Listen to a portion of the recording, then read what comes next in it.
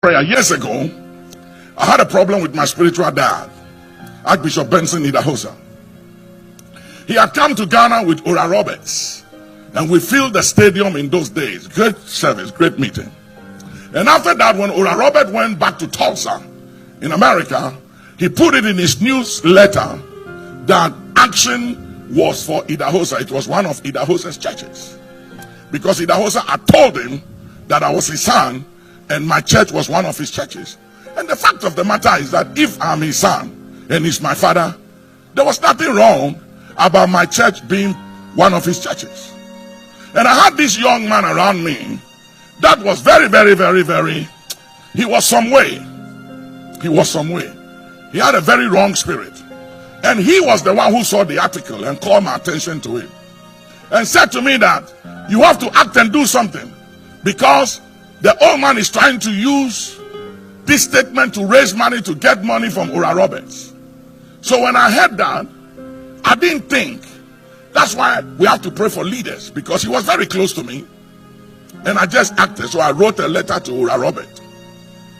And I put a disclaimer on what they have said, and said that they should retract it immediately because it's not true. Idahosa is my father, but my church is not part of his churches. So when the letter got to Ora Robert, he sent the letter to Archbishop Idahosa. And when Idahosa read the letter, he sent 3 bishops to come to me in Ghana here, and to come with them to Benin City to meet him over the matter. When they came, I refused to go. I was so arrogant that I said, I'm not going. And you don't do that to Idahosa. How dare you? But at that time, I was the biggest charismatic pastor in town. I was everywhere in Europe, America, on big platforms, and I was hot on the market. And it had entered into my head. I thought I had arrived. So I told them they should go and tell him I'm not coming. Then Bishop Coker said, Nicholas, are you sure? Do you know what you are doing? You know who you are talking about? I said, I know, I'm not coming. Tell him I'm not coming. Hey, pride is some way. I had arrived. I thought that I was the biggest and the hottest thing in town. There was no charismatic church in town in those days. And the only person around me who could talk to me to listen was in Bible school, Bishop Nyako. And there was nobody else. Everybody else around me were people looking up to me. There wasn't any seasoned person around me to call my attention to what I was doing. And it's dangerous for leaders to be surrounded by people who just look up to you and can't speak truth to power. Very dangerous. So I wrote a letter, and Bishop Coker said, give me a letter. We have to go back with something. So I wrote a letter to him, and I said, I'm sorry I can't come, Papa. And Bishop Coker reminded me and said, Nicholas, are you sure of this thing you are doing? And I said, yes. He has no right to put a claim on my church. I struggled to build my own church myself. He didn't give me anything. He didn't help me. And Coker said, man, the man gave you scholarship to Bible school. He prayed for you. He helped you. Nicholas.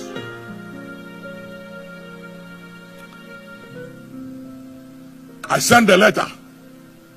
And when he got the letter, he took the letter and he turned the letter. And he sent me a letter and said, now that you have arrived and you said you don't need your father anymore,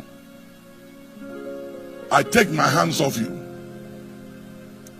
You are on your own, Nicholas. When I got the letter and the guy read the letter, he said, Papa, don't mind him. Who does he think he is? I turned the letter and I bent the letter. Folks, after that act, Lord have mercy, it was like demons were on the loose.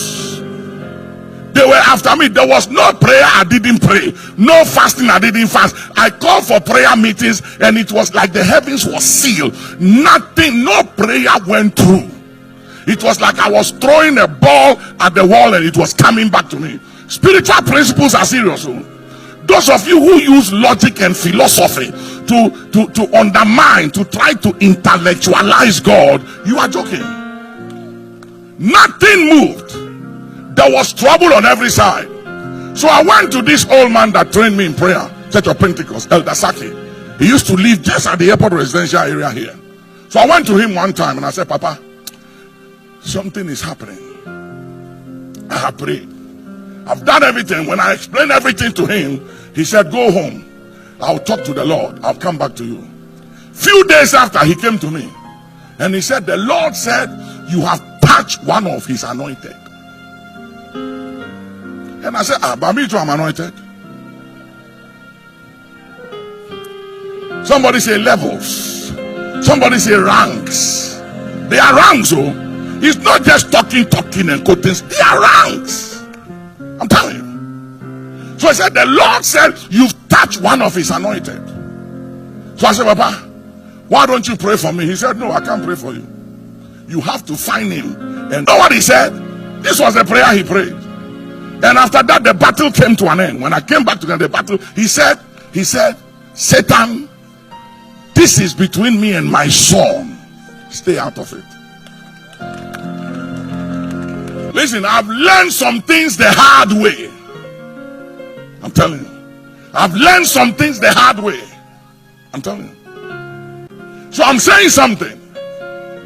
That no matter how much I prayed and what I did, because I was wrong, because I was out of order, because I had violated the word of God and God's covenant, God will not back me on that matter.